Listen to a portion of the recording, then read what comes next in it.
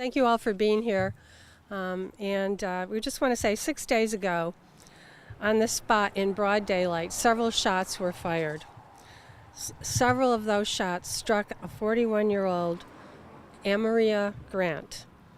The family with whom she worked knew her as Sonia. For 6 days, our detectives have interviewed witnesses, followed up on numerous leads, and combed these streets for evidence. After 6 days of concentrated, hard police work, today we have a break. Today we have a picture of the suspect. Witnesses told the detectives they saw a man about 5'7", between 140 and 160 pounds, running off after the shooting. According to witnesses, the picture you see here is the gentleman whom they saw. Every life in this city is precious. Every murder demands justice. We have to work hard in our city to make sure we get guns off the street. Today, the reasons why Sonia was shot are less important than actually finding the person who shot her. Our detectives today are not going to talk about motives, and they want you to focus on this sketch. We want the public to take a long, hard look at this sketch. If in fact you have seen this person or you think you know this person, please call us at 822-1666. That's 822-1666, and that's Detective Hardiman.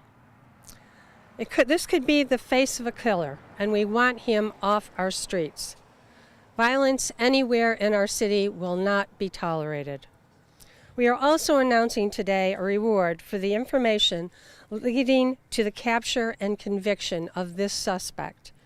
It is my hope and prayer that this sketch and this reward will lead us to justice and justice for Sonia's family and her extended family as well, who's here with us today. That extended family has asked to speak to you. They are adding to the city's reward and hoping to catch her killer. Now I would like to introduce Mr. Ken Farino. Ken? Thank you very much. The first thing I would like to say is how much my family appreciates what the city has done, what the police have done, and what the people in this community have done. The outpouring of sympathy and support that they've given us has been beyond belief.